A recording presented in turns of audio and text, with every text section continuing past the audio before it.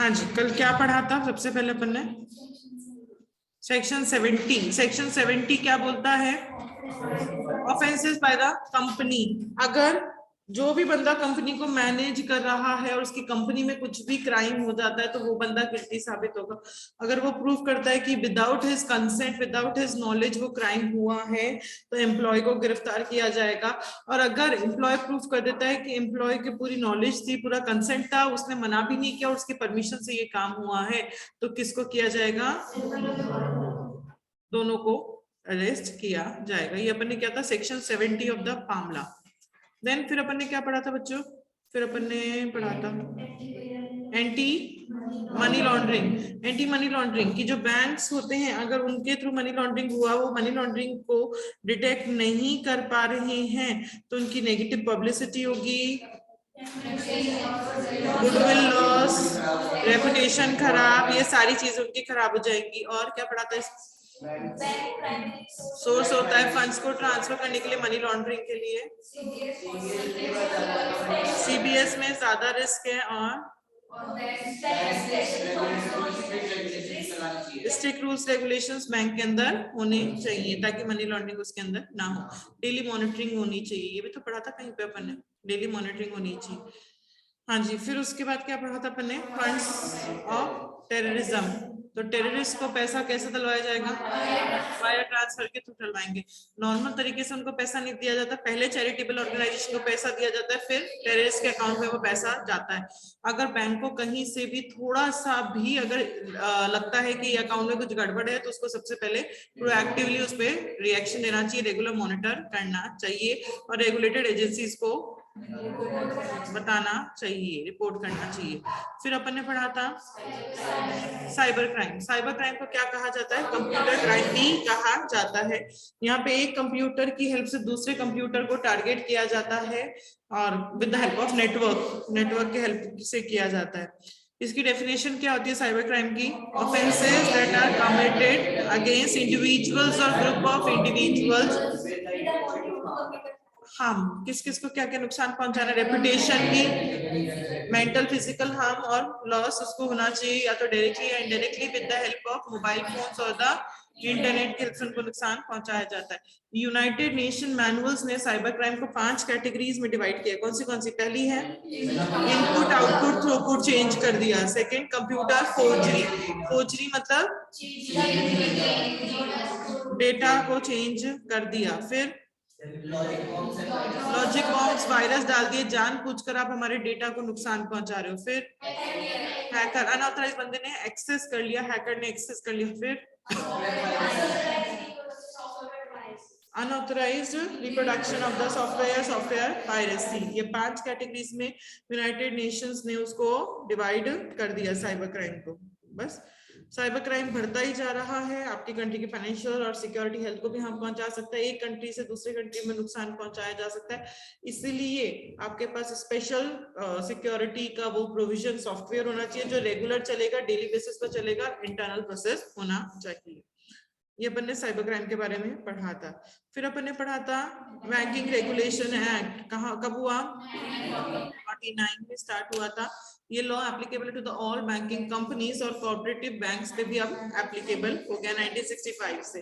यहाँ पे आरबीआई के पावर के बारे में बताया गया। क्या क्या पावर्स है? लाइसेंस दे सकता है बैंक को, share holders, bank audits, imposing penalties, ये सारी चीजें क्या हैं? आरबीआई के पास पावर है, ये सारी चीजें आरबीआई कर सकता है। बैंकिंग रेगुलेशन एक्ट में आपने बताया आरबीआई जो है वो प्रोएक्टिव होना चाहिए, टाइम टू टाइम गाइडलाइंस देता रहता है कमर्शियल बैंक्स को कि आपको ये काम करना है। फिर इसी के अंदर था नेगोशिएबल इंस्ट्रूमेंट एक्ट, वो आपको खुद को पढ़ना है। फिर अपन ने पढ़ा था आरबीआई रेगुलेशंस। आरबीआई सबसे पहले 1 अप्रैल 1935, और वो एक्ट कौन सा था? 1934 के बिहाफ में ये एस्टैब्लिश हुई आरबीआई। आरबीआई का बेसिक काम क्या है? बैंक के नोट्स को इश्यू करना, क्रेडिट सिस्टम को कंट्रोल करना, कंट्री का credit system. The primary objective of BFS, उसका प्राइमरी ऑब्जेक्टिव क्या है? फाइनेंशियल इंस्टीट्यूशन को मैनेज करो, कमर्शियल बैंक्स को मैनेज करो, नॉन बैंकिंग फाइनेंस कंपनीज को आप मैनेज करो। आरबीआई के 3 फंक्शंस थे। क्या क्या? पहला था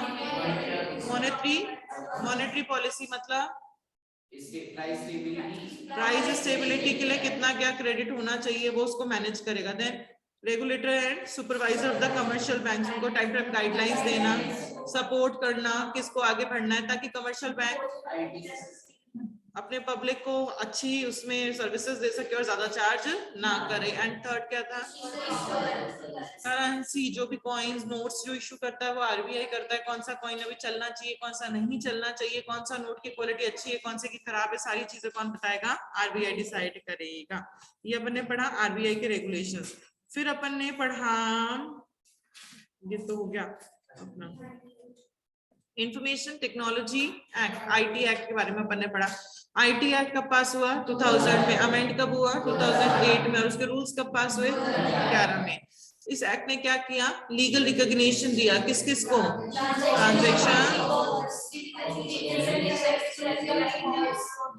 सब चीजों को उसने क्या दिया, लीगल रिकॉग्निशन प्रोवाइड करवाया आईटी एक्ट के थ्रू। इस एक्ट के अंदर साइबर क्राइम्स के बारे में बताया है और उनकी पेनल्टीज के बारे में बताया है।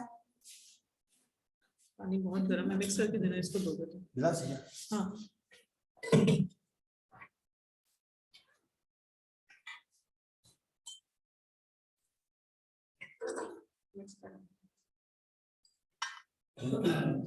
थैंक यू बोलो मामू।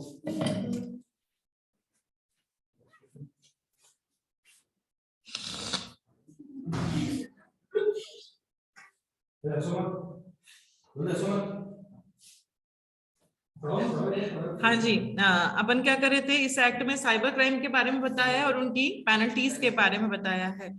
इस एक्ट के अंदर ISO 27001 ये स्टैंडर्ड पे बताया है कि ये सारी चीजें इस स्टैंडर्ड पे फॉलो होनी चाहिए। दो तरह की लाइबिलिटी के बारे में बताया, civil liability and criminal liability for the bank. Civil liability के लिए कितना पेनल्टी है, 5 करोड़, और क्रिमिनल के लिए 3 साल की जेल ही बताइए क्या उसमें, 3 साल की जेल या फिर लाइफ इम्प्रिजमेंट। Very good. यहाँ पे बस आईटी एक्ट में कंप्यूटर रिलेटेड ऑफेंसेस के बारे में भी आपको बताया है। ये डेफिनेशन आज अपन करेंगे, ये की नहीं थी अपन ने। फिर अपन ने किया था सेक्शन 43। सेक्शन 43 की provisions of IT act, IT act के अंदर ही सेक्शंस चल रहे हैं ये सारे। 43 ने किसके बारे में बताया कि अगर किसी ने बिना परमिशन, किसकी permission, computer owner, network incharge, जो बंदा इंचार्ज है उसके बिना परमिशन के क्या क्या कर लिया, एक्सेस कर लिया, डाउनलोड कर लिया, डिस्ट्रॉय कर दिया, डिलीट कर दिया, असिस्ट कर दिया किसी और को, सोर्स कोड को हटा दिया, अनऑथराइज्ड पर्सन ने एक्सेस कर लिया, वायरस बॉम्ब्स डाल दिए, ये सारे काम अगर आपने किए हैं तो आपको, जिस बंदे को आपकी वजह से नुकसान पहुंचा उसको आपको कंपनसेशन देना पड़ेगा। फिर 43 के बाद कौन सा क्या था, सेक्शन 43A। 43A किसके बारे में बोल रहा था, सेंसिटिव पर्सनल डेटा को सेव रखना है। तो जो भी बॉडी कॉर्पोरेशन जो पजेस करती है, जिसके पास है सेंसिटिव पर्सनल डेटा, उसको सिक्योर रखना है कि वो किसी गलत हाथों में ना चली जाए या गलत बंदा उसको यूज में ना ले ले, ये उसकी जिम्मेदारी है। अगर हो जाता है ऐसा तो उसको कंपनसेशन देना पड़ेगा जिस भी बंदे को नुकसान हुआ है। उसके बाद क्या पढ़ा था, section 65 tampering with the source code. Source code को नुकसान पहुंचाना। सोर्स कोड क्या होते हैं, list of programs, list of codes जिसकी वजह से आपका कंप्यूटर सॉफ्टवेयर चल रहा है, उसको सोर्स कोड कहा जाता है। अगर आपने उसमें नुकसान पहुंचाया तो क्या होगा, 3 साल की जेल या कितना कंपनसेशन, 2 लाख रुपए का फाइन आपको देना पड़ेगा। फिर 65 के बाद क्या था, 66 यहाँ पे कंप्यूटर रिलेटेड ऑफेंसेस के बारे में बताया कि आपने अगर सेक्शन 43 में कुछ भी गलत किया है तो आपको 3 साल की जेल, 5 लाख रुपए तक का फाइन आपको देना पड़ेगा। फिर 66B उसने क्या बोला, buyers of the stolen good, अगर आप चोरी का माल काम में लेते हो या आपने किसी को असिस्ट किया है कि तुम चोरी का माल काम में लो तो। फिर 66C punishment for identity theft, अगर आपने मेरा पासवर्ड, आपने मेरा थंब इंप्रेशन, आई रेटिना, मतलब मेरा जो भी ये सब चीजें चुरा ली, मेरी बायोमेट्रिक्स आपने अगर चुरा ली तो देन 66D क्या कहता है? Cheating by personation. अगर आप बहरूपिया बनकर आए हो और फिर आप कोई भी एक्सेस कर पा रहे हो तो क्या मिलेगा आपको? 3 साल की जेल या 1 लाख रुपए तक का fine.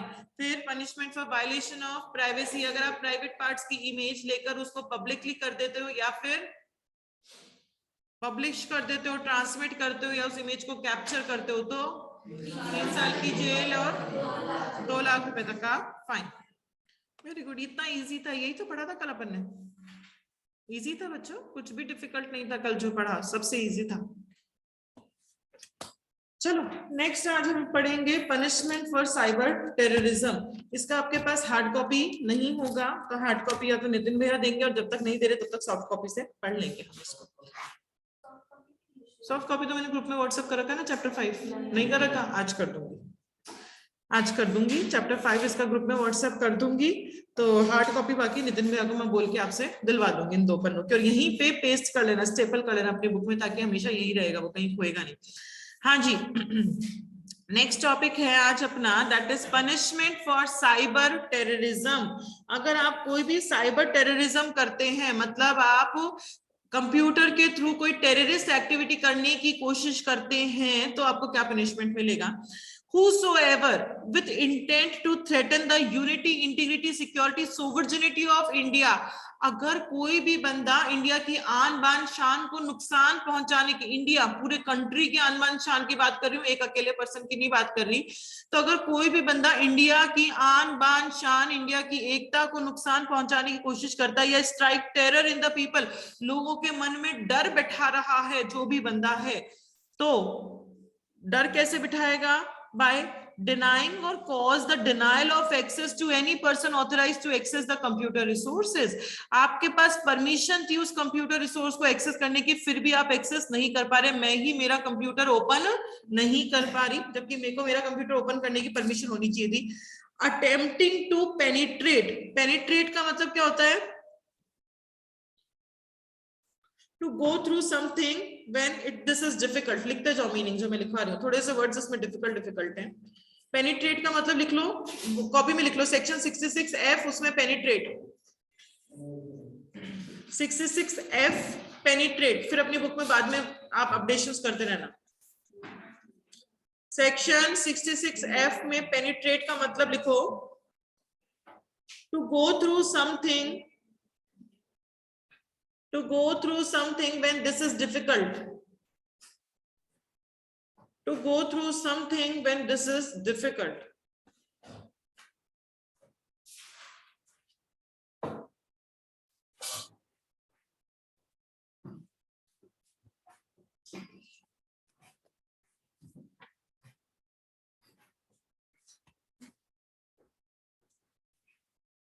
attempting to penetrate or access a computer resource without authorization or exceeding authorized access। या तो कोई बिना परमिशन के घुस रहा है मेरे कंप्यूटर के अंदर, जिसके पास ऑथराइजेशन नहीं था, वो बंदा भी मेरे कंप्यूटर को एक्सेस कर पा रहा है। मतलब कोई और थर्ड पर्सन मेरे कंप्यूटर को ओपन कर पा रहा है, या उसको मैंने लिमिट दी थी कि सिर्फ तुम इसमें रीड ओनली का काम कर सकते हो, बट अगर वो उसमें चेंजेस भी कर पा रहा है। ऑथराइज्ड एक्सेस, जो आपको एक्सेस की परमिशन मिली थी, आपको एक्सेस की परमिशन मिली थी सिर्फ रीड की, पर आप क्या कर पा रहे हो? उसमें राइट भी कर पा रहे हो, चेंजेस भी कर पा रहे हो, तो मुझे मन में डर लगेगा कि ये तो मेरे कंप्यूटर में कोई भी नुकसान पहुंचा सकता है। इंट्रोड्यूसिंग और causing to introduce any computer contaminant, computer के अंदर कुछ भी गंदगी डाल रहा है, या उसकी वजह से जो वो काम कर रहा है, जिसकी वजह से कंप्यूटर में कोई वायरस या कोई गंदगी आ रही है, and by means of such conduct causes or is likely to cause death or injuries to person, or damage to or destruction of property, or disrupts or knowing that it is likely to cause damage or disruptions of supplies or service essential to the life of the community, or adversely affect the critical information infrastructure specified under section 70। तो क्या कह रहा है ये कि कोई भी बंदा जो जानबूझकर इंडिया की आन बान शान एकता को नुकसान पहुंचाने की कोशिश कर रहा है, या कोई भी बंदा लोगों के मन में डर, खौफ पैदा कर रहा है। कैसे कैसे खौफ पैदा करेगा? कि मैं उस चीज का एक्सेस करने के लिए ऑथराइज्ड हूं, फिर भी मैं उसको एक्सेस नहीं कर पा रही। सेकेंड खौफ कैसे पैदा करेगा? कि वो बिना परमिशन के घुस गया, अनऑथराइज्ड बंदा एक्सेस कर पा रहा है, या फिर या फिर उसने अपने जो उसके एक्सेस राइट्स से उससे ज्यादा लिमिट से उसने एक्सेस कर लिया, या फिर कोई भी बंदा जानबूझकर कंप्यूटर में कंटेमिनेट कुछ भी गंदा सड़ा चीज डाल रहा है, या उसकी वजह से वो चीज आ रही है जिसकी वजह से लोगों की डेथ हो सकती है, जिसकी वजह से लोगों को इंजरी हो सकती है, या जो मेरी प्रॉपर्टी है उसका डैमेज हो सकता है, उस प्रॉपर्टी में डिस्ट्रक्शन हो सकता है, or disrupts or knowing that it is likely to cause damage or disruption of supplies or services। जो चीजें मेरे को लाइफ के लिए एसेंशियल हैं, जो सर्विसेज मुझे लाइफ जीने के लिए जरूरी हैं, उन चीजों को नुकसान पहुंचाया जा रहा है, कंटेमिनेंट की वजह से उन सर्विसेज को नुकसान पहुंच रहा है, जो चीजें जो सर्विसेज मुझे मेरी लाइफ जीने के लिए चाहिए, और जो भी चीजें सेक्शन 70 में डिफाइंड है उसके अकॉर्डिंग इस तरीके से डर बिठाया जा सकता है लोगों के अंदर। इसमें सेकंड है knowingly और intentionally penetrates, knowingly और intentionally penetrates और access a computer resource without authorization or exceeding authorized access। जो अपन ने उसमें बी पॉइंट पढ़ा था, बी वाला पढ़ा था कि बिना परमिशन के आप एक्सेस कर पा रहे हो या आप एक्सेस राइट से ज्यादा एक्सेस कर पा रहे हो, उसी को डिटेल में यहाँ पे बोला है। And by means of such conduct obtains access to information data or computer database that is restricted for a reason of the security of the state of foreign relation. कोई ऐसा डेटा है, कोई ऐसा डेटाबेस है जो restricted है, उसको कोई ओपन नहीं कर सकता क्योंकि वो हमारी कंट्री की सिक्योरिटी का डेटा है, उसको ओपन नहीं कर सकता, पर उसको कोई भी अनऑथराइज बंदा उस डेटा को एक्सेस कर पा रहा है और उसको जितनी परमिशन दी गई है उससे ज्यादा अगर वो उसको एक्सेस कर पा रहा है। जो डेटा सिक्योरिटी के लिए है, जो डेटा सेफ रहना चाहिए, ओपन नहीं होना चाहिए। यहाँ बैठेगा अच्छा।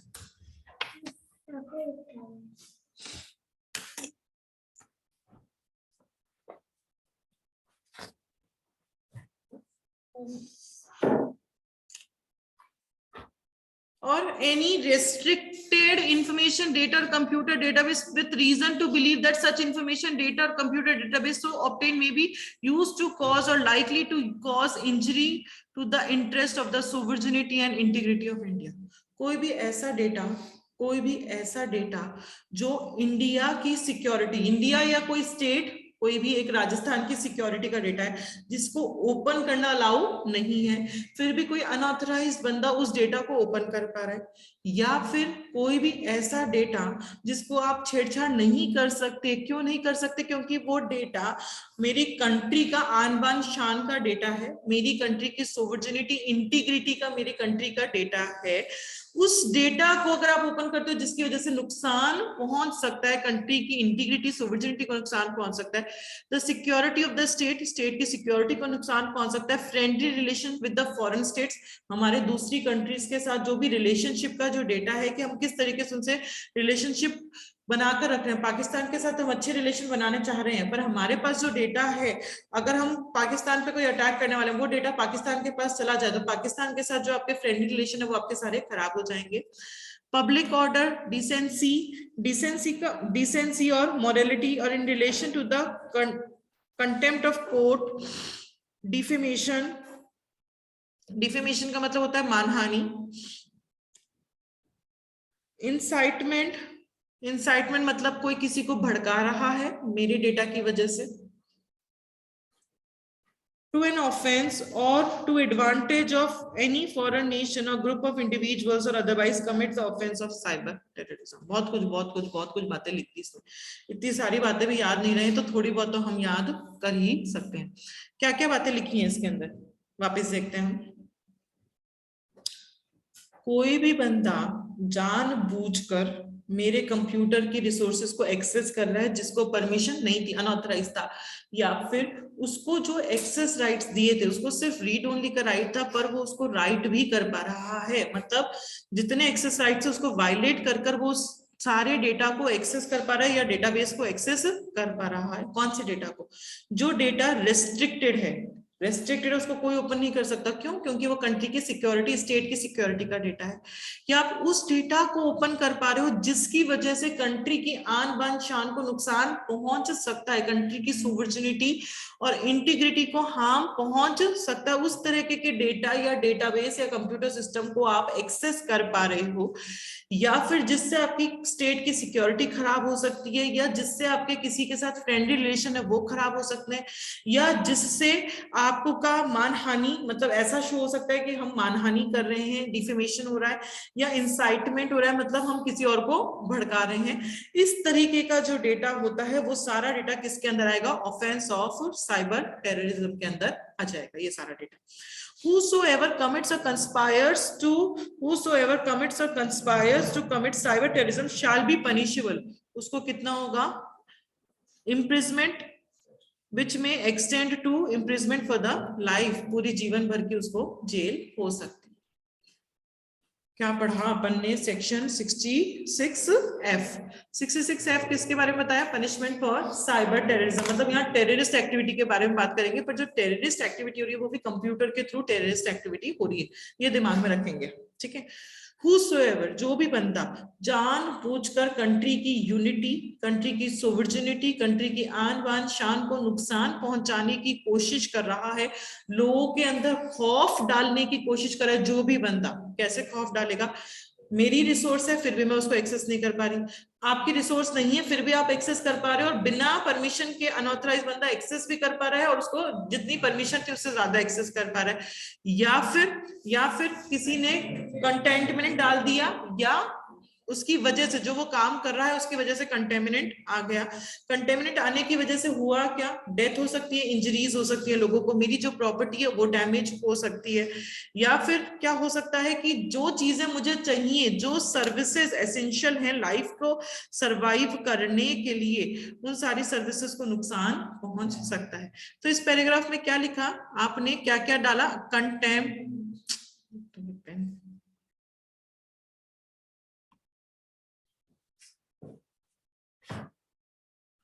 कंटेमिनेंट लिखो, मैं बता रही हूं, कहीं पे लिख लो ताकि ये पैराग्राफ याद करना बहुत आसान रहेगा।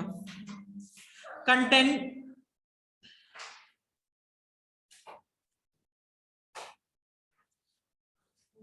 इसके पॉइंट नंबर 3 का लिखो,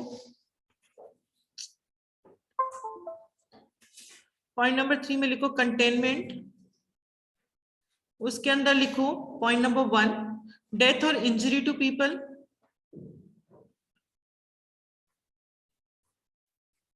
डेथ और injury to people,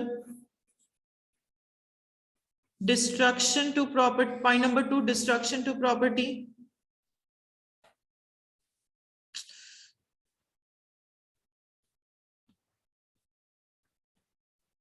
destruction to property, point number 3, service essential to life, service essential to life. इस पैराग्राफ में यही 3 बातें लिखनी है। तो अपन ने पॉइंट नंबर ए में क्या देखा? कोई भी बंदा जानबूझकर, सबसे पहले विद द इंटेंट, जानबूझकर कंट्री की आन बान शान को नुकसान पहुंचाने की कोशिश कर रहा है या लोगों के अंदर खौफ पैदा कर रहा है। कैसे? मेरी रिसोर्स को मैं एक्सेस नहीं कर पा रही, मेरी रिसोर्स को कोई अनऑथराइज बंदा एक्सेस कर पा रहा है और जितनी परमिशन थी उससे ज्यादा एक्सेस कर पा रहा है, या किसी ने जो काम किया है या उसकी वजह से उसने जानबूझकर कंटेमिनेंट डाल दिया, उससे हुआ क्या? डेथ, इंजरीज हो सकती हैं लोगों की, डिस्ट्रक्शन ऑफ द प्रॉपर्टी हो सकती है, और सर्विस जो चाहिए मुझे लाइफ जीने के लिए, जो भी सर्विस चाहिए वो भी डैमेज हो सकती हैं। किसी ने भी ये किया जानबूझकर। सेकंड क्या है इसके अंदर? नोइंगली और इंटेंशनली पेनिट्रेट्स और एक्सेस। जो अपन ने उसका सेकंड पॉइंट पढ़ा था उसी को डिटेल में एक्सप्लेन किया है कि कोई भी बंदा जानबूझकर, अनऑथराइज बंदा मेरे computer system, computer database, computer resource को एक्सेस कर रहा है, या उसको जितनी परमिशन थी एक्सेस राइट से उससे ज्यादा अगर वो एक्सेस कर पा रहा है, तो उसकी वजह से नुकसान क्या क्या होगा? उसको एक्सेस करने की परमिशन नहीं थी, तो उसकी वजह से क्या क्या होगा, सिक्योरिटी ऑफ द स्टेट को नुकसान पहुंच सकता है वो डेटा। अगर वो डेटा को ओपन करता है तो हो सकता है उसकी वजह से कंट्री के आन बान शान को नुकसान पहुंचे, सिक्योरिटी को नुकसान पहुंचे, फ्रेंडली रिलेशंस को नुकसान पहुंचे, डिफेमेशन मानहानि हो सकती है और भड़कावा हो सकता है। इन सारी चीजों को साइबर क्राइम के अंदर डाला। तो इसके लिए भी आप लोग चाहो तो छोटा छोटा सा लिख सकते हो, without permission access to computer resource, heading ही डालो इसकी, विदाउट परमिशन, ये तो पेन से लिखना नामुमकिन है, हाँ जी आप लोग लिखो without permission access to computer resource, B वाले के लिए लिखो without permission access to computer resource. इसके अंदर point number 1, security of the state or foreign relation,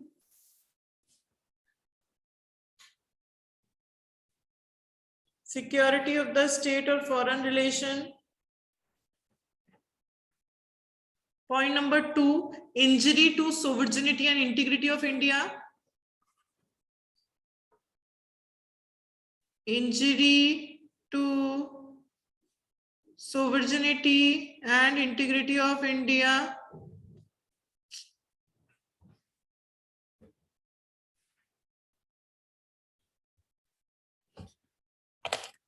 इसी के अंदर point number 3, state security, injury to state security, injury to friendly relations with foreign country,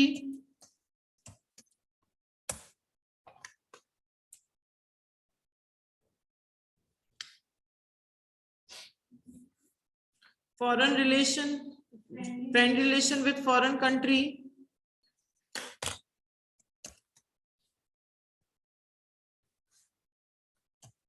और एक था डिफेमेशन और एक था इंसाइटमेंट।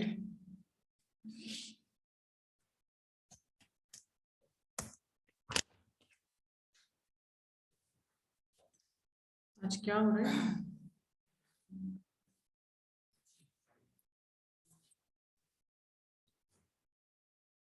क्या कर रहे हैं?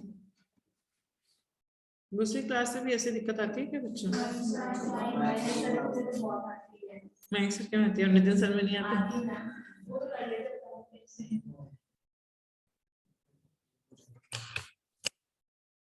कैसे करें कैसे करें?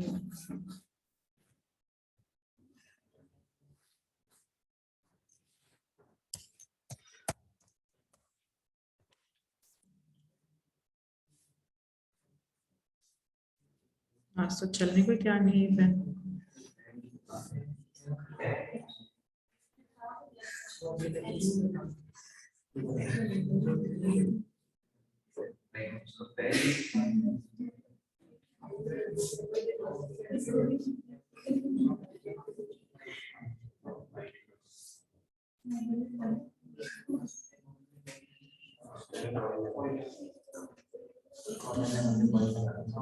तो अगर ऐसा करते हो, पॉइंट नंबर 66 से रिवाइज से कर लेते हैं अपन जितनी देर ऊपर हो रहा है।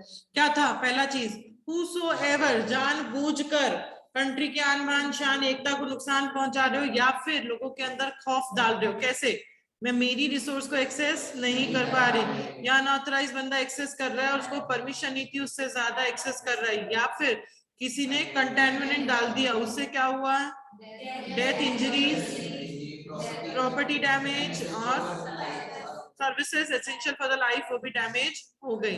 या फिर सेकंड क्या था इसमें पॉइंट, बिना परमिशन के एंटर कर रहे हो, पेनिट्रेट कर रहे हो, या फिर एक्सेस परमिशन नहीं थी उससे ज्यादा एक्सेस कर पा रहे हो। तो उससे जो चीजें, किसको एक्सेस कर रहे हो, जो चीजें रेस्ट्रिक्टेड थी for the security of the state, उससे क्या होगा, नुकसान हो सकता है। किस किस चीज को, रिलेशंस, कंट्री की सिक्योरिटी, डिफेमेशन, इंसाइटमेंट, ये सारी चीजें हो सकती हैं। तो अगर ऐसा आप करते हो तो क्या होगा, लाइफ भर की जेल, इम्प्रिजमेंट फॉर द लाइफ। ये अपन ने क्या पढ़ा, सेक्शन 66F के बारे में अपन ने पढ़ लिया।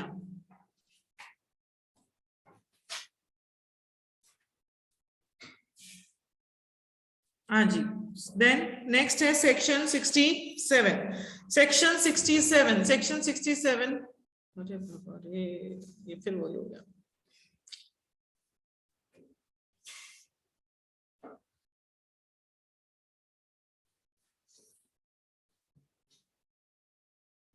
अपन वैसे ही पढ़ लेंगे, मैं बता दूंगी इस वर्ड को मार्क कर लो, ठीक है। बुक्स तो हैं सबके पास, अच्छा पर इसकी नहीं है ना, चलो मैं वैसे दिखा देती हूँ, मैं पेन से कुछ भी नहीं करूंगी बच्चों, ठीक है। जूम कर देती हूँ, पेन नहीं चलाऊंगी मैं, वैसे ही आपको दिख जाएगा। अब दिख रहा है?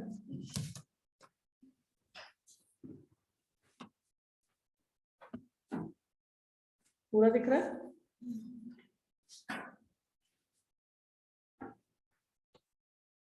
चलो, सेक्शन 67 क्या कहता है? पनिशमेंट फॉर पब्लिशिंग और transmitting obscene material in electronic form. Absence material कौन सा मटेरियल होता है? लिख लो ब्रैकेट में ऑब्सेंस। सेक्शन 67 का ऑब्सेंस का मीनिंग लिख लो, OBSCENE, ऑब्सेंस। जो भी मटेरियल बहुत ऑफेंसिव होता है, बहुत रूड होता है, ऑफेंसिव, रूड, या जो फिजिकल रिलेशंस होते हैं उसका जो मटेरियल होता है, और material related to physical relations.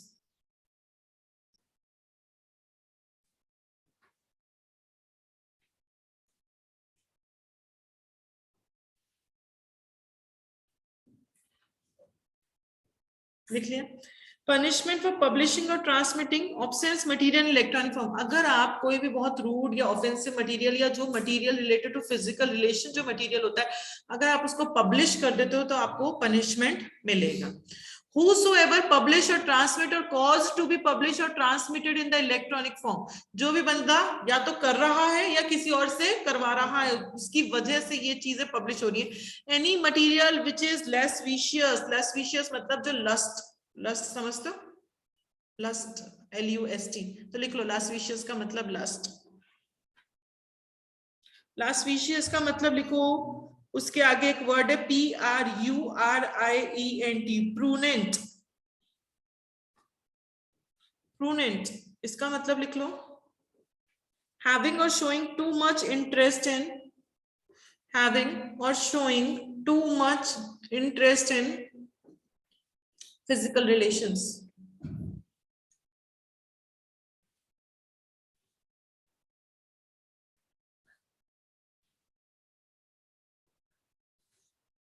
लिख लिया? चलो, whosoever publish or transmits or caused to be published or transmit in the electronic form, जो भी बंदा खुद कर रहा है या जिसकी वजह से ये कंटेंट पब्लिश या ट्रांसमिट हो रहा है।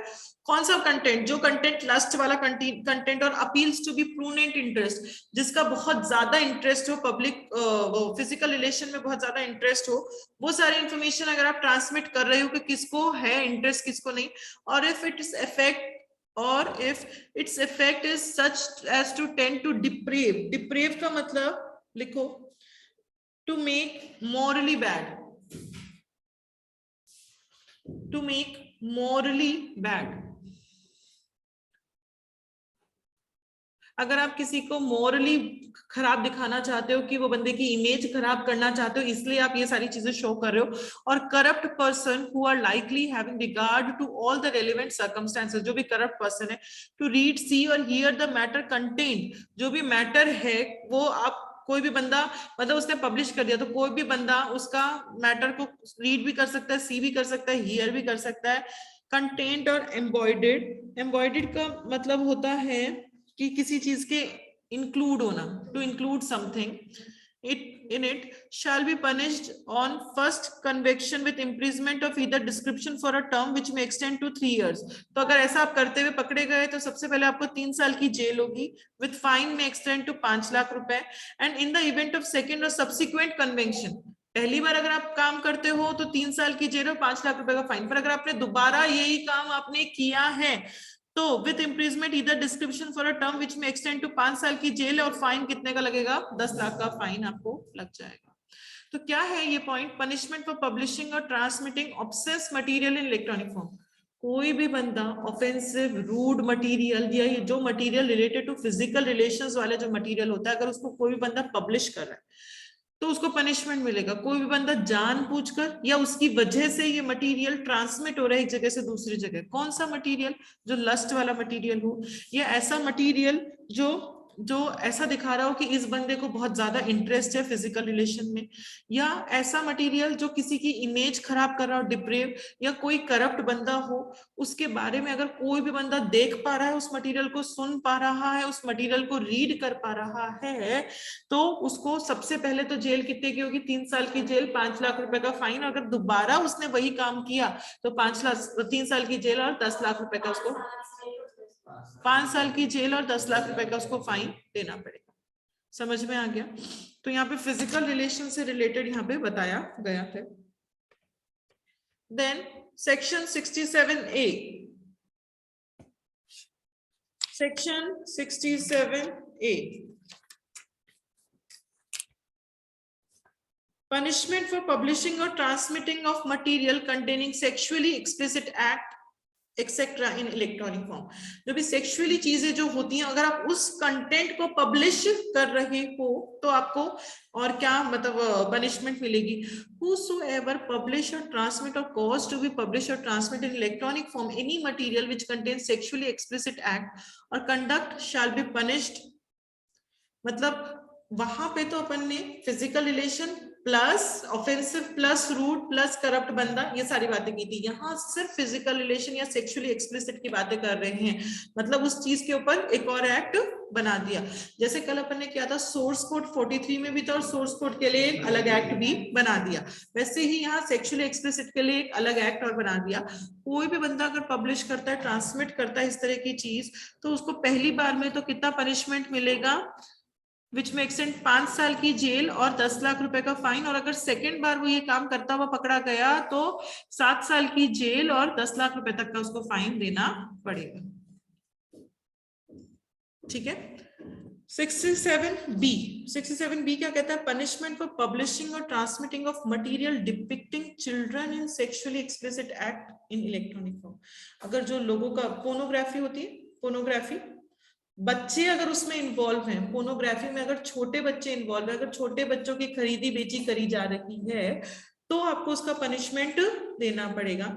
Whosoever publish or transmit or cause to be publish or transmit material in any electronic form which depicts children engaged in sexually explicit act or conduct, जो भी बंदा खुद कर रहा है या उसकी वजह से ऐसा कोई इंफॉर्मेशन ट्रांसमिट हो रही है जिसमें ये दिख रहा है कि बच्चों को सेक्सुअली एक्सप्लिसिट में इन्वॉल्व किया गया है, अगर बच्चे इन्वॉल्व होते हैं, क्रिएट्स टेक्स्ट और डिजिटल इमेज, बच्चों के बारे में कोई टेक्स्ट लिखी गई है, कोई इमेज बनाई गई है, collect, seeks, browser, download, advertise, promotes, exchange or distributes material in electronic form depicting children in obscene or incident or sexually explicit manner. मतलब अगर बच्चे इन सब चीजों में इन्वॉल्व हैं, उस चीज से रिलेटेड कोई भी टेक्स्ट है, कोई इमेज है, ब्राउजर पे अगर आप देख पा रहे हो ये सारी चीजें, cultivates, entices or induce children to online relationship with one or more children for and on sexually explicit act or in a manner that may offend a reasonable adult on the computer resource।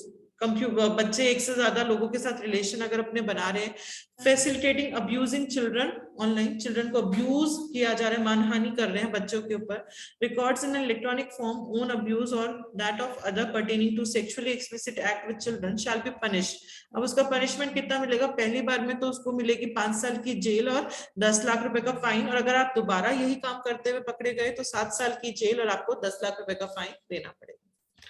तो ये है आपका section 67B।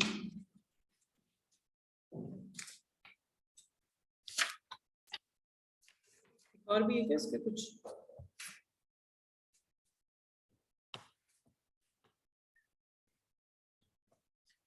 Provided that provisions of, वैसे तो sections पूरे हो गए, अब ये कुछ नोट टाइप से है।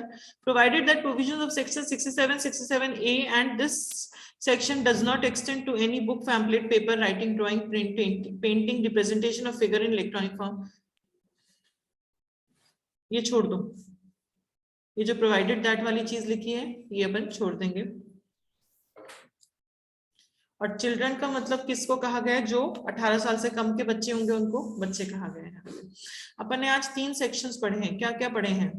Section 66F। 66F क्या कहता है? अगर आप कोई भी साइबर टेररिज्म करते हो तो कोई भी बंदा जानबूझकर कंट्री के आन बान शान को नुकसान पहुंचाने की कोशिश कर रहा है या लोगों के अंदर टेरर डालने की कोशिश कर रहा है, कैसे टेरर डालेगा?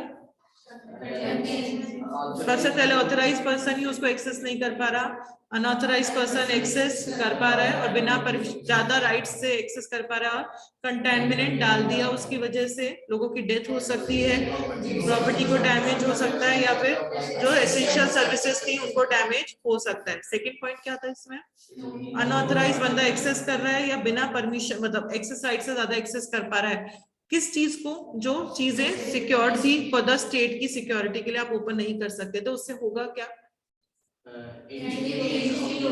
कंट्री के आन बान शान को नुकसान पहुंचेगा, स्टेट की सिक्योरिटी को नुकसान पहुंचेगा, फ्रेंडली रिलेशंस को नुकसान पहुंचेगा, डिफेमेशन, इंसाइटमेंट, ये सारी चीजें होंगी। अगर आप ये सारी चीजें करते हुए पकड़े गए तो आपको पनिशमेंट मिलेगा, कितना?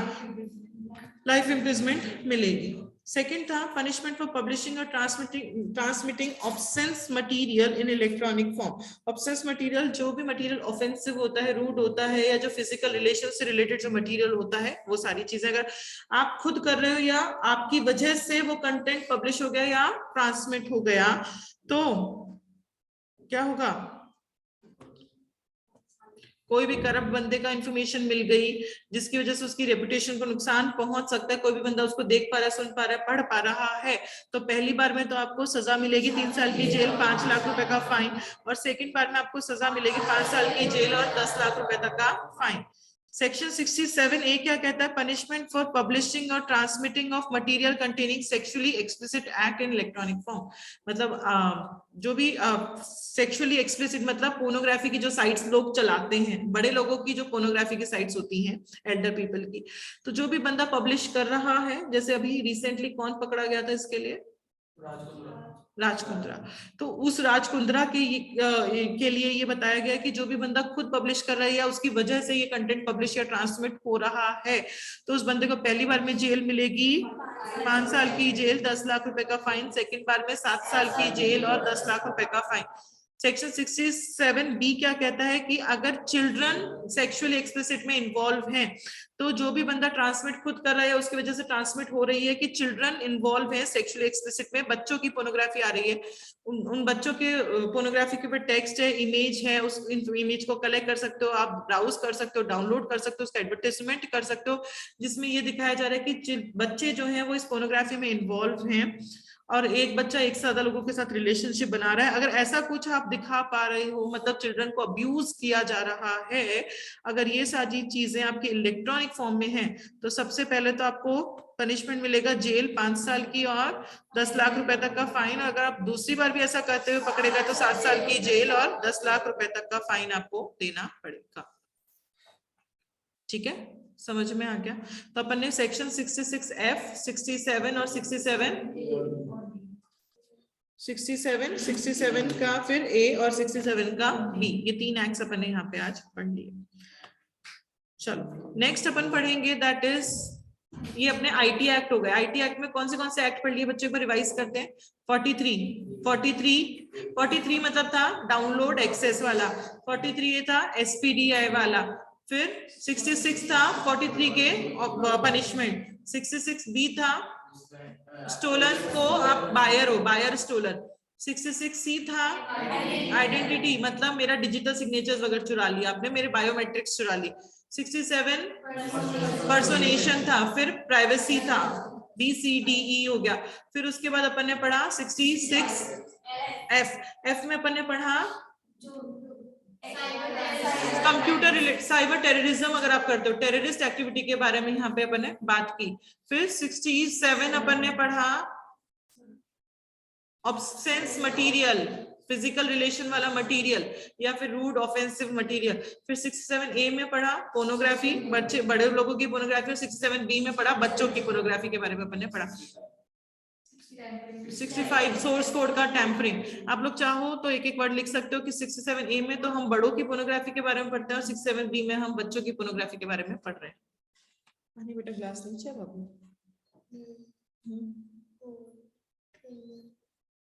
पापा के पास जाओ नीचे। चलो नेक्स्ट अपन पढ़ेंगे अभी 10 मिनट्स में। चलो 10 मिनट्स में।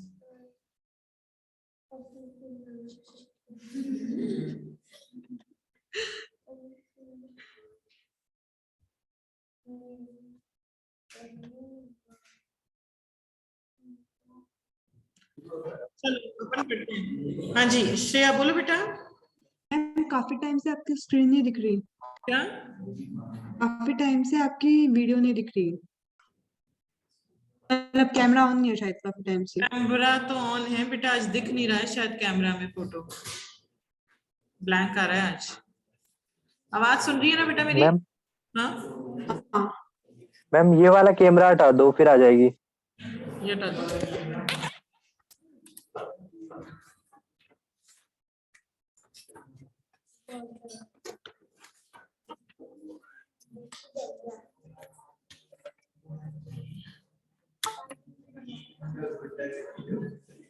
हाँ दिख रही है।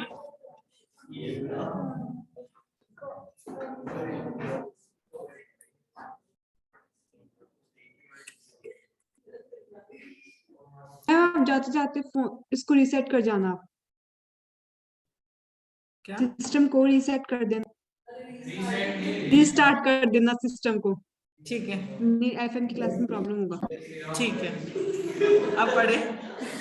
चलो चलो नेक्स्ट टॉपिक है, हमने आईटी एक्ट पढ़ लिया, उसमें इतने सारे सेक्शंस पढ़ लिए।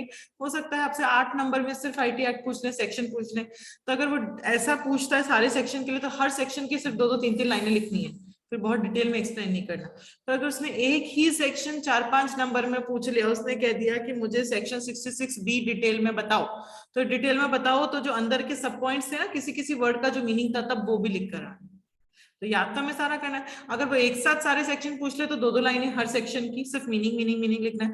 पर अगर उसने एक ही सेक्शन डिटेल में पूछ लिया तो उसको बहुत डिटेल में, और उसके जो पॉइंट्स का मीनिंग बुक में लिख रखा है वो मीनिंग भी आपको लिखकर आना है। चलो नेक्स्ट टॉपिक हम पढ़ेंगे, दैट इज एसपीडीआई। एसपीडीआई का मतलब होता है सेंसिटिव, आज पेन नहीं चलाएंगे, बिना पेन के पढ़ेंगे। एसपीडीआई का मतलब होता है सेंसिटिव पर्सनल डेटा इंफॉर्मेशन। आपकी जो सेंसिटिव इंफॉर्मेशन होती है, सेंसिटिव इंफॉर्मेशन मतलब मेरा फोन नंबर, मेरा घर का एड्रेस, वो मेरी सेंसिटिव इंफॉर्मेशन होती है। वो सेंसिटिव इंफॉर्मेशन, जैसे कि अगर हॉस्पिटल में जाओ तो किस बंदे का क्या हेल्थ रूटीन चल रहा है, किसकी मेंटल स्टेज क्या है, किसको कौन सी बीमारी लगी हुई है, तो हॉस्पिटल्स के लिए वो सेंसिटिव इंफॉर्मेशन होती है। बैंक होता है, बैंक में मेरे अकाउंट में कितना पैसा पड़ा है, मैंने कितना विड्रॉ किया, बैंक के लिए वो सेंसिटिव इंफॉर्मेशन होती है जो हर किसी के हाथों में नहीं जानी चाहिए। तो sensitive personal data information section 43A अपन ने इसके लिए पढ़ा है कि अगर आप इसको भी डैमेज करते हो तो आपको कंपनसेशन देना पड़ेगा। तो 43A इसके लिए एक्ट बना है। सेंसिटिव इंफॉर्मेशन में कौन सी इंफॉर्मेशन आती है, लाइक आपके पासवर्ड्स, आपकी financial information like bank account, credit card की डिटेल्स, डेबिट कार्ड की डिटेल्स, आपकी physical, psychological and mental health, आपकी फिजिकल हेल्थ, किसी का हाथ खराब है, किसी का पैर खराब है, आपके दिमाग की हालत, साइकोलॉजी की आपकी कैसी चल रही है, आपका sexual orientation, medical records, biometric information, मेरा थंब इंप्रेशन, मेरी आई रेटिना, मेरे फिंगरप्रिंट्स, ये सब बायोमेट्रिक इंफॉर्मेशन, ये सारी चीजें अपनी क्या होती हैं, ये सारी चीजें सेंसिटिव इंफॉर्मेशन होती हैं। तो जो भी स्टेक होल्डर्स होते हैं जो सेंसिटिव इंफॉर्मेशन लेते हैं, like medical institute, like banks, like आपकी जो भी कंपनीज, फाइनेंशियल इंस्टीट्यूशंस होते हैं, जहां पे भी आप अपनी सेंसिटिव इंफॉर्मेशन दे रहे हो, उन सबकी ये जिम्मेदारी होती है कि वो हमारी इंफॉर्मेशन को कलेक्ट कर किसी गलत हाथों में ना जाने दें। ये होता है आपका एसपीडीआई, सेंसिटिव पर्सनल डेटा इंफॉर्मेशन। तो सेंसिटिव पर्सनल डेटा इंफॉर्मेशन मतलब उसके लिए 43A एक्ट बना है। सेंसिटिव इंफॉर्मेशन में आएगा आपकी पासवर्ड्स, आपके credit card, debit card, bank details, आपकी physical, psychological, mental health conditions, ये सारी सेंसिटिव इंफॉर्मेशन होती है। तो जो भी बॉडी कॉर्पोरेट्स लाइक आपके बैंक्स, आपके फाइनेंशियल इंस्टीट्यूट्स, आपके इंश्योरेंस कंपनीज, जिनके पास आपका सेंसिटिव डेटा होता है, उनकी ये जिम्मेदारी होती है कि वो इस तरीके से डेटा कलेक्ट करें और इसको सिक्योर रखें as per the privacy law. जो प्राइवेसी लॉ कहता है उसके अकॉर्डिंग डेटा को आपको सेफ रखना है। Then privacy law, privacy policy क्या कहती है? प्राइवेसी पॉलिसी कहती है हर बैंक के पास, जिसके पास भी आपकी सेंसिटिव इंफॉर्मेशन है, उस बंदे की ये जिम्मेदारी होती है कि वो मेरी सेंसिटिव इंफॉर्मेशन को कोई गलत हाथों में नहीं जाने देगा। कोई भी चीज जब भी, अगर जैसे फेसबुक पे आप रजिस्ट्रेशन कर रहे हो तो आपकी दो तरह की इंफॉर्मेशन कलेक्ट होती है, एक तो होती है पर्सनल, एक होता है नॉन पर्सनल डेटा। पर्सनल में आ जाएगा मेरा फोन नंबर, नॉन पर्सनल में सपोज मेरा आ सकता है ब्लड ग्रुप, नॉन पर्सनल में आ सकता है मेरा नाम, पर्सनल मेरी फोटो मेरी पर्सनल होगी, नॉन पर्सनल में ये सारी चीजें। तो जो नॉन पर्सनल चीजें हैं वो तो मैं फेसबुक को कहूंगी आप दूसरों को दिखा सकते हो, बट जो मेरी पर्सनल चीजें, मेरे फोन नंबर है, वो हर किसी को शो नहीं होनी चाहिए, वो सिर्फ मुझे होनी चाहिए। ये आपकी बात कहाँ लिखी हुई रहती है? Privacy policy. तो प्राइवेसी पॉलिसी में ये लिखा हुआ रहता है कि जो भी ऑर्गेनाइजेशन आपकी सेंसिटिव इंफॉर्मेशन को कलेक्ट कर रही है, जो भी ऑर्गेनाइजेशन आपकी इंफॉर्मेशन कलेक्ट कर रही है, चाहे वो पर्सनल हो चाहे वो नॉन पर्सनल हो, उस ऑर्गेनाइजेशन की ये जिम्मेदारी होती है कि वो बताएगा कि हम पर्सनल इंफॉर्मेशन के साथ क्या करेंगे और नॉन पर्सनल के साथ क्या करेंगे। पर्सनल को किसी गलत हाथों में हम जाने नहीं देंगे। ये आपकी प्राइवेसी पॉलिसी होती है, ये प्राइवेसी पॉलिसी में लिखा हुआ होना चाहिए। क्लियर? एसपीडीआई क्लियर है, प्राइवेसी पॉलिसी क्लियर है।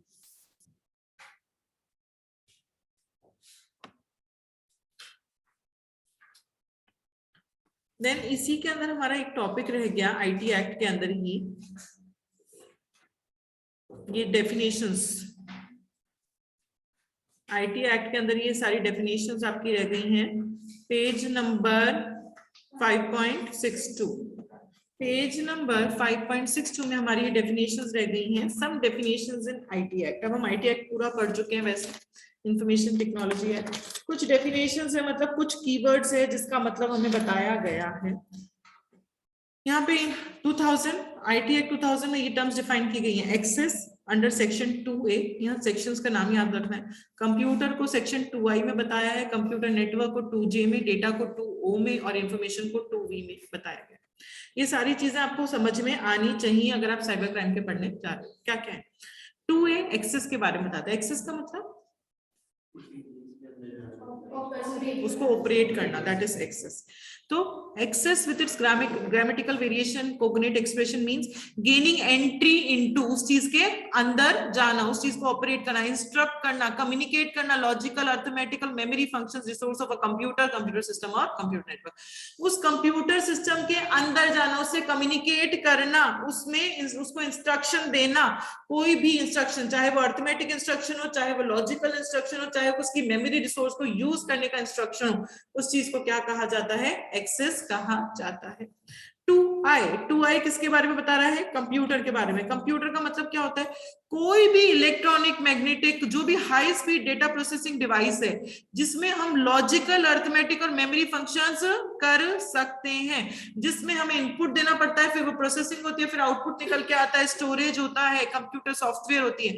ये सारी चीजें किसके अंदर आ जाएंगी? आपकी कंप्यूटर के अंदर आ जाएंगी। 2J किसके बारे में बता रहा है? Computer network. नेटवर्क मतलब बच्चों नेटवर्क जिस चीज से कंप्यूटर्स एक दूसरे से कनेक्टेड है। व्हाट्सएप है, WhatsApp is a network, internet is a network, जिसके थ्रू आप एक दूसरे से कनेक्टेड हो, एक डिवाइस दूसरे डिवाइस से कनेक्टेड हो, उसको कंप्यूटर नेटवर्क बोला जाता है। तो computer network means inter connection of one और मोर कंप्यूटर्स और कंप्यूटर सिस्टम्स और कम्युनिकेशन डिवाइसेस। एक या एक से ज्यादा डिवाइसेस का जो इंटर कनेक्शन होता है उसको कंप्यूटर नेटवर्क कहा जाता है। सैटेलाइट का आप काम में ले सकते हो कम्युनिकेशन के लिए। टर्मिनल्स और कॉम्प्लेक्स कंसिस्टिंग ऑफ 2 और मोर इंटरकनेक्टेड कंप्यूटर, दो या दो से ज्यादा जो कंप्यूटर्स एक दूसरे से कनेक्टेड होते हैं with the help of satellite, उसको क्या कहा जाता है? कंप्यूटर नेटवर्क कहा जाता है। सेक्शन 2O किसके बारे में बता रहा है? डेटा। डेटा मतलब कोई भी इमेज, टेक्स्ट, ऑडियो, वीडियो, जो भी चीजें हैं जिसको देखकर हम कोई इंफॉर्मेशन निकालेंगे उसको क्या कहते हैं? हम डेटा कहते हैं। तो डेटा मतलब representation of information, knowledge, facts, उन चीजों को रिप्रेजेंट किया जाता है। डेटा को आप प्रोसेस कर कंप्यूटर सिस्टम में प्रोसेस कर फिर उसको, उससे आप इंफॉर्मेशन को जनरेट करते हो, मेमोरी नॉलेज में जनरेट करते हो।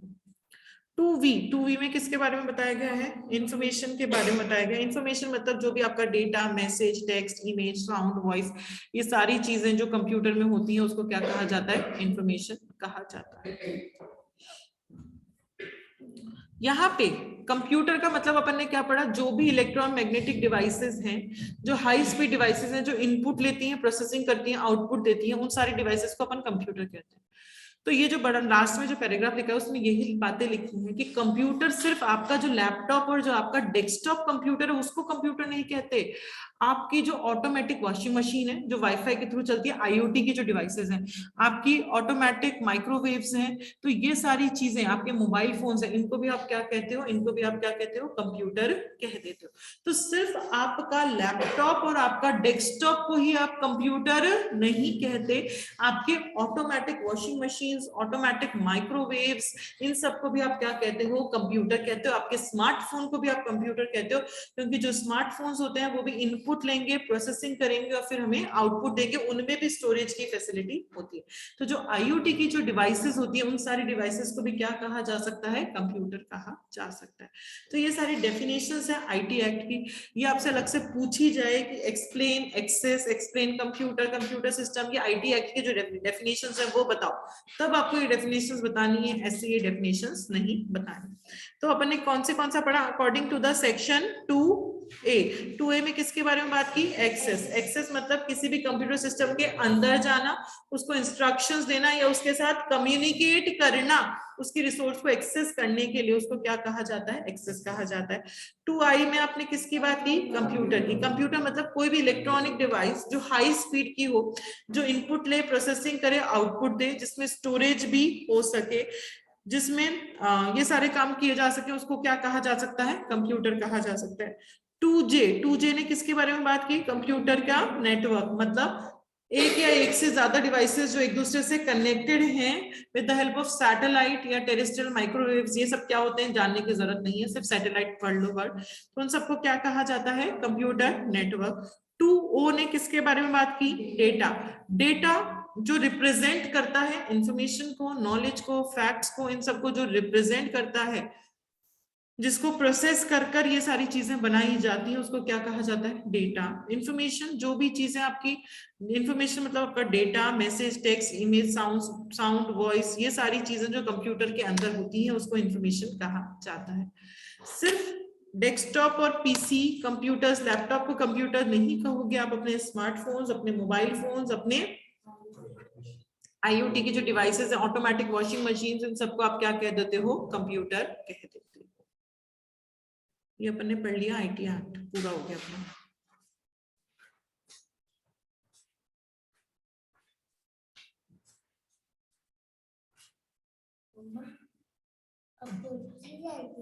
अभी नहीं बेटा,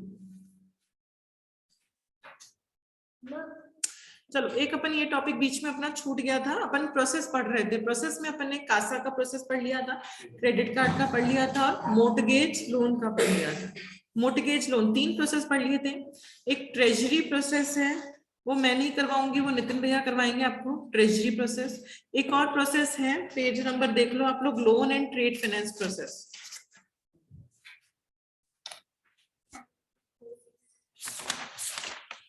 five 5.46 loan and trade finance process. यहाँ पे बच्चों अपन ने मोर्टगेज वाला पढ़ा था, वो बहुत डेप्थ में पढ़ा था कि लोन लेना हो तो कैसे डेप्थ में लिया जाता है। यहाँ उसका ओवरव्यू मतलब ऊपर की चीज पढ़ेंगे कि बैंक से अगर मुझे कुछ भी लेना है, लोन लेना है बैंक से, तो मैं कैसे लूंगी, ऊपर की चीज पढ़ी जाएगी। तो क्लासिफिकेशन ऑफ क्रेडिट फैसिलिटी, अगर बैंक से आपको क्रेडिट लेना हो तो आप 2 तरीके से क्रेडिट ले सकते हो, तो फंड बेस्ड और एक नॉन फंड बेस्ड। पैसों के टर्म्स में क्रेडिट लिया जा सकता है या बिना पैसे के भी बैंक से कुछ ना कुछ क्रेडिट लिया जा सकता है। पैसों के टर्म्स में मतलब जहां पे पैसों का इन्वॉल्वमेंट होता है फंड बेस्ड में, जैसे कि कैश क्रेडिट, जैसे कि लोन्स, जैसे कि बिल डिस्काउंटिंग, ये आप बैंक से ले सकते हो फंड बेस्ड के अंदर। नॉन फंड बेस्ड में जैसे कि बैंक गारंटी या लेटर ऑफ क्रेडिट, कभी नाम सुना है, बैंक गारंटी या लेटर ऑफ क्रेडिट, कभी भी कुछ भी नाम सुना हो? क्या होता है?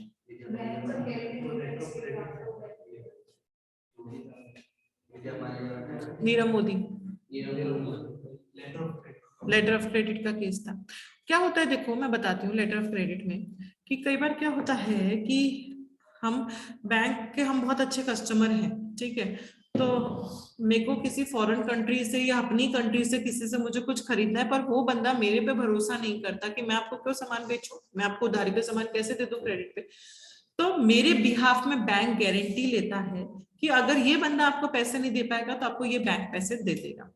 बैंक मेरे बिहाफ में गारंटी क्यों ले रहा है? क्योंकि मैं बैंक की इतनी अच्छी कस्टमर हूँ, बैंक मेरे से और अपने रिलेशन स्ट्रॉन्ग करना चाहता है, और बैंक जानता है कि मैं पैसा उसको चुका दूंगी, मेरे आज तक का कोई ट्रांजेक्शन फेल नहीं हुआ, मेरे पास बहुत पैसा है, बैंक ये जानता है। तो बैंक एक लेटर ऑफ क्रेडिट बनाकर देगा, उसमें लिख कर देगा कि अगर ये बंदा आपको पैसे नहीं देता तो हम उसके बदले पैसा दे देंगे। पर बैंक फ्री में थोड़ी ना ये काम करेगा, उसके बदले बैंक उसे कमीशन चार्ज करता है। कमीशन चार्ज करता है कि अगर 2 लाख रुपए की आप हमसे गारंटी ले रहे हो तो सपोज हम आपसे 5,000 का कमीशन ले रहे हैं, अगर आप 2 करोड़ की गारंटी ले रहे हो तो हम 50,000 का कमीशन ले रहे हैं, जो भी बैंक की पॉलिसी होती है। पढ़ लिया आज तो बेटा, चल। बैंक से अपन 2 तरह की क्रेडिट ले सकते हैं, या तो पैसों के टर्म्स में या बिना पैसों के टर्म्स में, जैसे कि लेटर ऑफ क्रेडिट या बैंक गारंटी। समझ में आ गया? लेटर ऑफ क्रेडिट या बैंक गारंटी क्या कहता है? बैंक कहता है अगर आपने पैसा नहीं चुकाया तो उसके बदले मैं आपको पैसा चुका दूंगा। ठीक है, तो customer master creation in loan disbursement system which may be your CBS और may be separate system which periodically interfaces with CBS। इस लाइन का मतलब क्या है? लोन डिस्पर्समेंट सिस्टम जो बैंक है उसके पॉइंट ऑफ व्यू से यहाँ पे ये अपन को पढ़ना है। बैंक है, बैंक का एक बैंक ने सॉफ्टवेयर बना रखा है, उस सॉफ्टवेयर में वो एक अकाउंट बनाना चाहता है, एक मॉड्यूल बनाना चाहता है जिसमें वो एंट्री डालेगा कि किस किसने लोन लिया है, किसने कितना चुका दिया, किसको कितना चुकाना है, किसको कब लोन देना है। तो ये जो डिटेल्स हैं, लोन की जो डिटेल्स है, वो बैंक एक सॉफ्टवेयर में अपने स्टोर करेगा। उस सॉफ्टवेयर का नाम है loan disbursement system.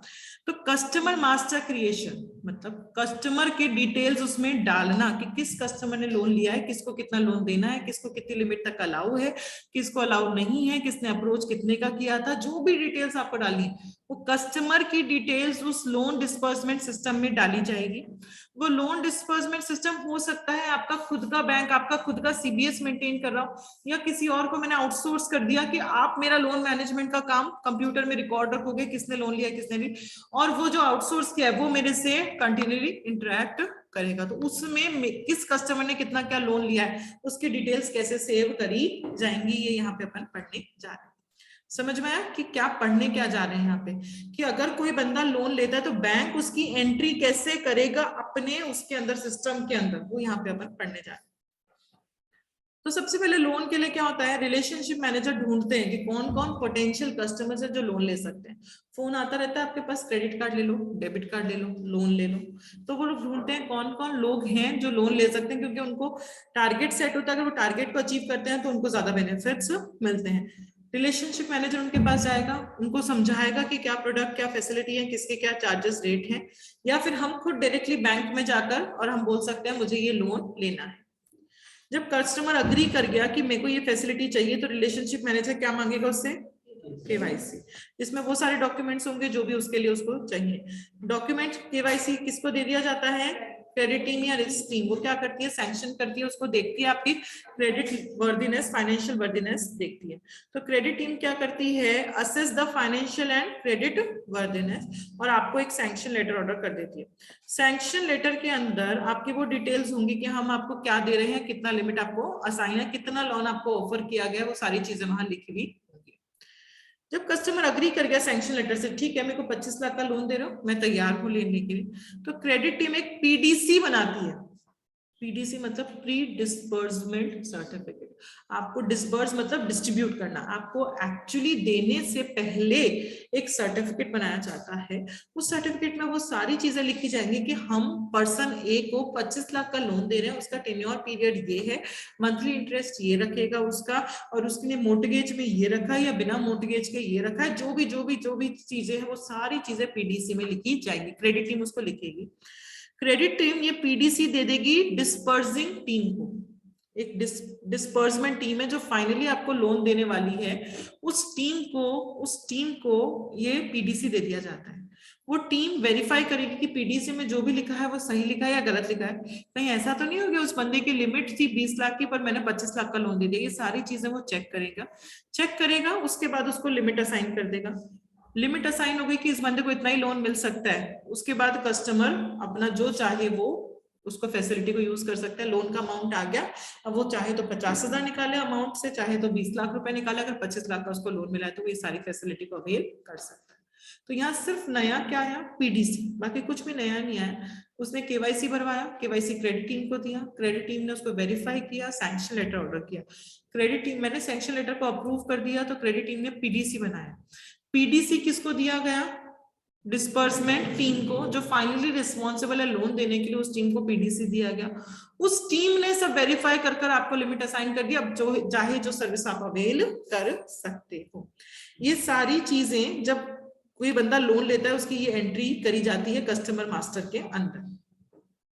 Loan dispersal, facility utilisation and income accounting. अब इसके अंदर क्या पढ़ेंगे, लोन मिल गया, उसके बाद मैं उस लोन को यूज में ले रही हूँ, या तो मैं 20 लाख ले रही हूँ, 5,000 रुपए काम में ले रही हूँ, और जो लोन के बदले बैंक की क्या इनकम होती है वो यहाँ पे बात की जाएगी। मैं कैसे किसको काम में ले सकती हूँ और बैंक को इनकम क्या जनरेट होगी वो यहाँ पे बात करी जाएगी। बैंक की इनकम के बारे में बात करी जाती है। कस्टमर बैंक में जाएगा कि मेरे को ये फैसिलिटी, मेरे को बैंक से 10,000 रुपए निकालने क्योंकि मुझे इतना लोन मिला हुआ है, अपना सैंक्शन लेटर लेकर वो बैंक के पास जाएगा।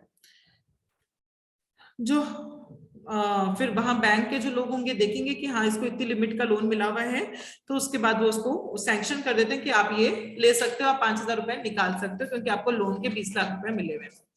अगर आपने फंड बेस्ड लोन लिया है, फंड बेस्ड लोन मतलब, फंड बेस्ड लोन क्या होता है बच्चों, मॉनेटरी जो ट्रांजेक्शन्स का जो लोन होता है उसको फंड बेस्ड लोन कहा जाता है। जैसे बिल डिस्काउंटिंग हो गया, तो जैसे टर्म लोन हो गया, ओवरड्राफ्ट हो गया, कैश क्रेडिट्स हो गया। तो यहाँ पे फंड्स कस्टमर के बैंक अकाउंट में आते हैं और बैंक में, बैंक की बैलेंस शीट में वो चीज असेट्स में रिकॉर्ड करोगे या लायबिलिटी में,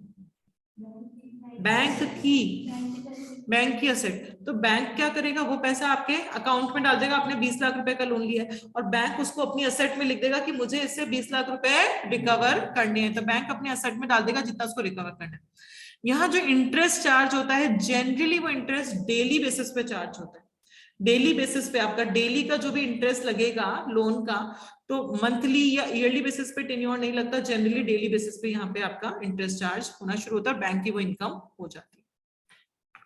in case of bill discounting product, bill discounting का मतलब बच्चों, बीआर मतलब बैंक से अगर मेरे को बीआर मैंने बैंक में दे दिया तो बैंक मुझे इनवॉइस का अमाउंट देगा, अपनी फीस को डिडक्ट कर लेगा।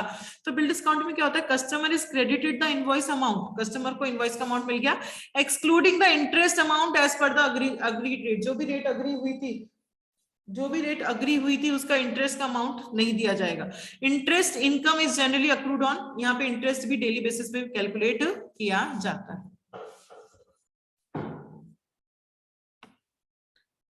In case of non fund based facility, non fund मतलब बैंक गारंटी या लेटर ऑफ क्रेडिट, अगर आपने बोली है तो फैसिलिटी कस्टमर को मिल जाएगी जो लिमिट है कि मैं 5,000 की लिमिट की गारंटी देता हूं या 2 लाख की गारंटी देता हूं। और कंटिजेंट एंट्रीज, कंटिजेंट मतलब सस्पिशियस, जरूरी नहीं है वो बंदा मुझे पैसे चुका ही दे, तो बैंक अपने असेट या लाइबिलिटी में अपनी कंटिजेंट एंट्री करेगा कि ये ट्रांजैक्शन सस्पिशियस है, हो सकता है ये बंदा पैसा पे भी कर दे, हो सकता है ये पे ना भी करे। श्योरिटी से हम असेट्स में उसको रिकॉर्ड नहीं कर सकते, तो कंटिजेंट एंट्री पास की जाती है। कमीशन जो चार्ज किया जाता है वो ओवर द टेन्योर पीरियड के लिए चार्ज किया जाता है कि मैंने 5 साल की अगर आपको गारंटी दिया तो 5 साल का कमीशन यहाँ पे चार्ज किया जाता है। ठीक है, अब यहाँ पे देखेंगे अलग अलग प्रोडक्ट से बैंक के लिए क्या इनकम है और कहाँ पे उसको रिकॉर्ड किया जाता है उस इनकम को। अगर कैश क्रेडिट ओवरड्राफ्ट बैंक से ले रहे हो तो बैंक की इनकम क्या होगी, इंटरेस्ट। उस इंटरेस्ट को जनरली डेली बेसिस पे आप कैलकुलेट करते हो। अगर बैंक से डिमांड ड्राफ्ट या लोन लेते हो तो इंटरेस्ट चार्ज करता है बैंक और उस इंटरेस्ट को डेली बेसिस पे चार्ज किया जाता है।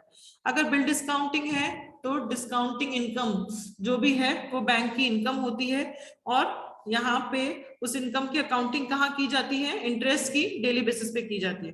अगर बैंक गारंटी दे रहा है तो कमीशन होगी और उस कमीशन को ओवर द टेन्योर पीरियड के लिए कैलकुलेट किया जाता है। लेटर ऑफ क्रेडिट में भी कमीशन और commission over the tenure calculate किया जाता है। देन इसके रिस्क एंड इसके कंट्रोल, वही रिस्क है जो अपन वहां पढ़ते हुए आ रहे हैं, सेम है। Credit line is setup is unauthorised and not in line with bank policy, तो यहाँ पे क्या होगा, ऑथराइज टू, ऑथराइज बंदा ही एक्सेस राइट्स असाइन करेगा और बैंक पॉलिसी के अकॉर्डिंग होना चाहिए। जो भी लोन डिस्बर्समेंट है वो बैंक पॉलिसी के अंदर होना चाहिए और जो लिमिट आपकी असाइंड है उसी के अकॉर्डिंग आपको लोन मिलना चाहिए। सेकंड है इनएक्यूरेट इंटरेस्ट चार्ज हो गया तो इसका कंट्रोल क्या होगा, ऑटोमेटिक चार्ज होना चाहिए। नेक्स्ट है lower rate of interest commission में भी चार्ज, रेट ऑफ इंटरेस्ट थी 5% पर उससे कम 2% से आपने चार्ज कर लिया तो इसका क्या होगा, कंट्रोल, कि जो डिफाइंड है उसी रेट पे इंटरेस्ट चार्ज होगा। एक तो गलत ही चार्ज कर दिया, गलत में कम भी हो सकता है तो ज्यादा भी हो सकता है, और यहाँ पे एक हो गया सिर्फ लोअर रेट पे आपने इंटरेस्ट चार्ज कर दिया तो इंटरेस्ट आप सही चार्ज करोगे। तो ये इसके क्या हो गए, रिस्क, और ये इसके कंट्रोल्स हो गए। ठीक है, तो ये अपन ने पढ़ लिया loan and trade finance process. यहाँ क्रेडिट दो तरीके से बैंक देता है, या तो फंड बेस या फिर नॉन फंड बेस क्रेडिट देता है। चलो आज इतना ही पढ़ेंगे, बाकी का कल कंटिन्यू करेंगे। ठीक है, चलो बाय।